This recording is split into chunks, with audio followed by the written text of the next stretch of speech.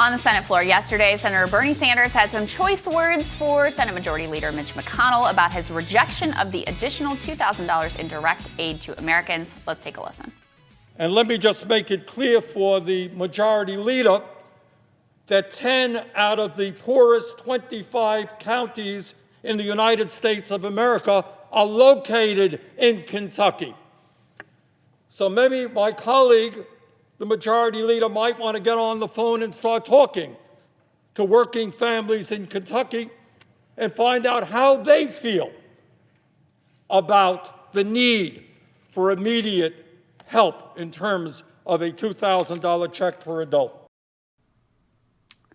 So as David Sirota put it on Twitter, Mitch McConnell effectively got stuffed in the locker by Bernie Sanders. However, Democrats decided to immediately fold up their fight and give in to McConnell, effectively killing the push for a stimulus boost to Americans. Founder of the Daily Poster and editor-at-large of Jacobin, David Sirota joins us now to talk about what all just happened. Great to see you, David. Good to see you. So first, I actually want to start with the point that Senator Sanders was making there, because I'm not sure if he got his numbers from you, but this is one of the pieces that you've been really crunching the numbers on and pushing, which is that these Republicans are not just, voting against everybody. They're specifically voting against some of their most vulnerable constituents, and they represent a lot of the people who would be most directly benefiting from these stimulus checks, Mitch McConnell being one example. I mean, Kentucky, a state I used to live in, there are a lot of people there who are hurting, who would benefit massively from this direct payment, and he just doesn't care. Right, and Kentucky is probably the best example because it is, compared to other states, it is one of the poorest states in the country. About 2/3 of Kentucky households make $75,000 or less. So they would be the ones getting the full $2,000 check at minimum. There's also married couples, so that would actually increase it even more. But the point is 2/3 of Mitch McConnell's state stands to gain from a proposal to increase the $600 checks to $2,000.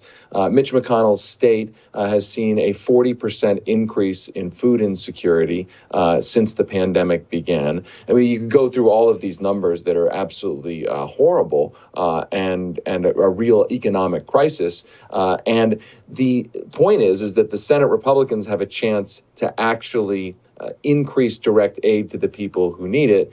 And yet what we've seen is that they're not even willing to pass a measure that would help their own voters. I mean, it's even more incredible when you think about the Georgia senators. I would argue that Kelly Loeffler and David Perdue have the most power of any two senators in the Senate right now to actually move Mitch McConnell. If they said, listen, we really need you to pass these $2,000 checks, that they could move McConnell because they're, of course, up for election in these special elections. And again, about 2/3 of Georgia households make $75,000 or less, and they would benefit. So now you have a situation where Georgia's Republican senators running for re-election aren't using their power to force a vote that would help 2/3 of the voters, essentially, who will decide that special election. Yeah, I think that's actually a great point, and one I hadn't exactly thought of, how much power they could have if they decided to exert. Of course, they don't want to vote for these checks. They don't really want these checks either. They want a face-saving gesture that doesn't destroy their political ambitions. And so that's effectively what McConnell decided to do here. He came up with this clever maneuver of, I'm going to put together the $2,000 checks with Section 230 repeal and this election fraud commission thing, knowing that Democrats wouldn't go along with those things, called a poison pill. So he engineered its failure, but provides the face saving for his vulnerable senators in Georgia, or at least that's what he thinks he's doing. So that was McConnell's piece of this, and he effectively now has blocked the checks. It's not completely over, but it doesn't look very good. But Democrats didn't put up much of a fight here either. Bernie Sanders had promised to withhold unanimous consent on the NDAA authorization, something that has to happen. I don't want to get too wonky here, but he followed through with his part of that commitment. But essentially all the rest of the Democratic caucus basically immediately folded, which is what you're reporting on today. Lay out how all of that went down for us, David. So McConnell needed procedural votes because Bernie Sanders was saying, I'm not going to give unanimous consent. McConnell needs procedural votes to move the defense authorization bill forward. So a vote yesterday was a key vote where McConnell tried to move the defense bill forward. Bernie Sanders said, you're not moving it forward. I object unless you allow a vote on the $2,000 checks. McConnell said, I need to have now a roll call vote to move the process forward, to move the defense bill forward without having a vote on the $2,000 checks. And what ended up happening was that the majority of senators who voted for that motion, 41 senators, were Democrats. To vote with McConnell for his motion to move the defense bill forward without a vote on the $2,000 checks.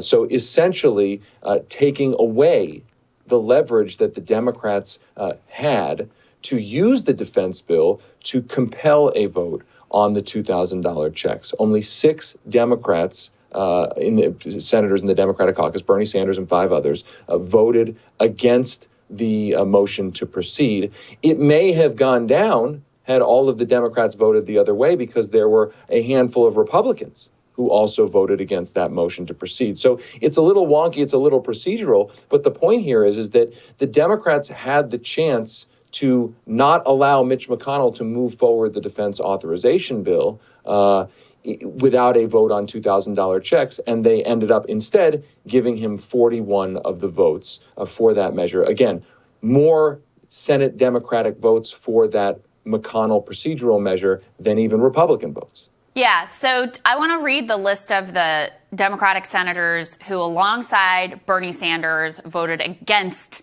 McConnell here. So these are the people who did the thing that all of them should have done. It was Bernie Sanders, Elizabeth Warren, Chris Van Hollen, Jeff Merkley, Ed Markey, and Ron Wyden. Like, I honestly, I guess I shouldn't be shocked, but what is with all the rest of them? Like, why would you just greenlight and say, okay, fine, oh, we lost, too bad, fine, go ahead and do what you want to do, Mitch McConnell? Why would you do that? What is their thinking?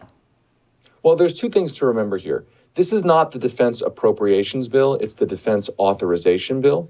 And the point in saying that is that it wouldn't be like the government would shut down if the defense authorization bill doesn't pass. I mean, it's an important bill, but it's not the spending bill. So the fact that they couldn't muster votes to stop the authorization bill, and we've seen examples of authorization bills not passing, and it complicates things, but agencies can continue to exist. The fact that they could only muster 6 votes, the Democrats, against this procedural measure on an authorization bill, not the funding bill, is amazing. Now, why could they only muster that many votes? I think it has something to do with the fact that the authorization bill includes notoriously lots of programs that Congress people brag about authorizing for later spending. Oh, look at me, I authorized this defense plan or this defense weapon system or this other program over here. They go home to their constituents and brag about the defense authorization bill. And so they didn't want to risk having the authorization bill go down because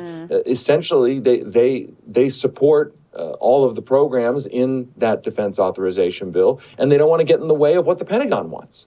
Yeah, I'm completely disgusted by it. And noteworthy, which you bring up as well, Kamala Harris, Vice President-elect, who was the lead co-sponsor on a bill early on in the pandemic when she was still positioning in the Veep stakes to have $2,000, not one-time payment, but a month, voted to let Mitch McConnell have his way as well. So, David, thank you so much. Look, we always want to bring up what the Republicans are doing and the way that they led the charge in blocking this, but also the way the Democrats have this feigned impotence. Oh, we did all we could, and we really truly want that if only the Republicans weren't so mean.